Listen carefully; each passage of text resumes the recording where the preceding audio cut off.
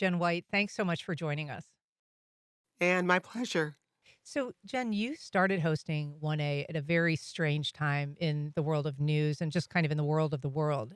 It was, I believe, May 2020. It was July 2020. Okay, so we're sort of early pandemic at that point, very much in the middle of some national protests over the murder of George Floyd. How did you handle sort of stepping into that role? Obviously, you'd been doing radio for a long, long time, including at WBEZ and before coming to WAMU. But how difficult was it to step into that role at such a turbulent time? It was challenging, in part because during that transition, I didn't get an opportunity to meet my team. I didn't meet the members of my team really for the first 12 to 18 months of being in the role. All of our interactions happened over Zoom.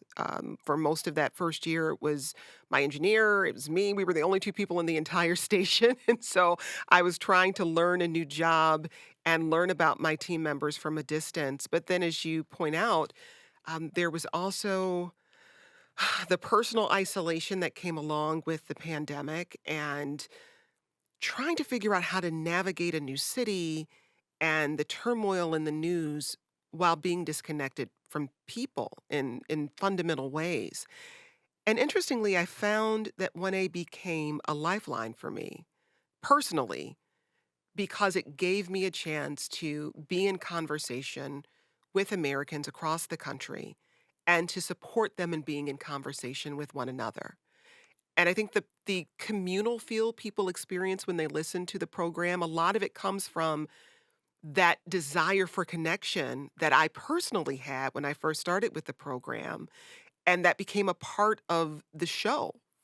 So it was a tricky time and it was very challenging to navigate, but that community connection that we bring to the program, it's very much rooted in my experience of those early days of hosting. It's interesting. Yeah, rooted in your experience and kind of your own needs and our needs universally, as a community for that connection. I mean, your program is so rooted in um, public participation, contributions, and you also, very much focus on, because of the name, speaking freely about topics, but doing so in a civil way. And I wonder how you manage to kind of control that part of the conversation to make sure that these really difficult topics are covered in a way that is, um, amiable ultimately.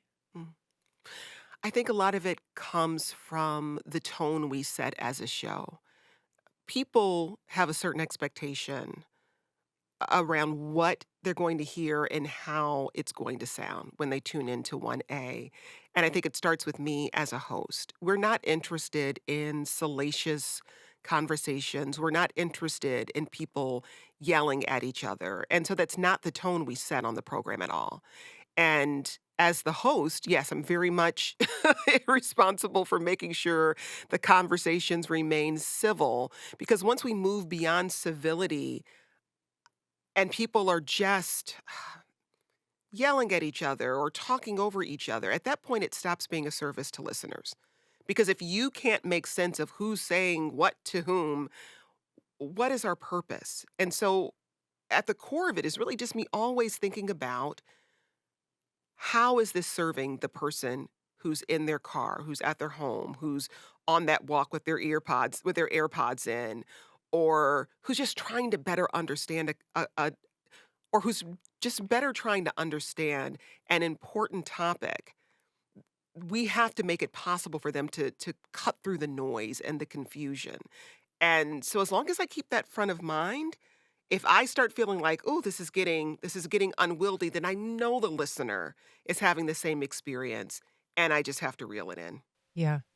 I think that begins, as you say, with you as host and really just with this dulcet voice you have. It's such a beautiful sound, and I think it brings people kind of a sense of relaxation almost hearing it, You air right after our show every day, and I know that that is, enormously popular. I hear people talking about 1A all the time. How do you choose your subjects? The topics that you, because you really do sometimes are pulling right from the day that morning's headlines, which must be quite a scramble to put together as a show. But you also rely a lot on, suggestions from your listeners. Yes, we have so many listener suggestions that come into our email or our social media feeds. And sometimes it comes from questions that happen during the show in real time. We may cover a topic, and while we have a conversation that's planned, we start to see this other thread emerging around an adjacent conversation. And so when we come out of that show, we say, "Oh, there's a second show here, or maybe even a third or fourth show that we need to do." We also have an incredible team of producers, and everyone on our program who works on the program pitches ideas. And so that combination of curiosity that comes from our producers, curiosity that comes from our listeners, it creates this rich tapestry of conversations, and we never run out of things to talk about. You never do, and one of the series that you do, in addition to the If You Can Keep It, kind of the series on our democracy, which has been a really important continuing conversation. You do this Ask a series, which is, basically, it could be anything from, I think you've had, pilots on, book editors. I mean, you kind of have all of these different professions where people can have an opportunity to reach out directly to them. And it's a fascinating series of programs that have come together around that. Are those also listener suggestions?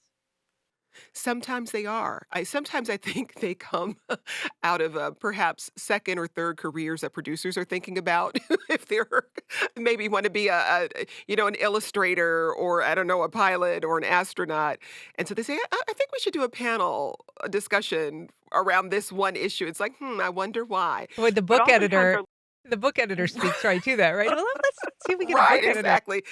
There's a direct line there.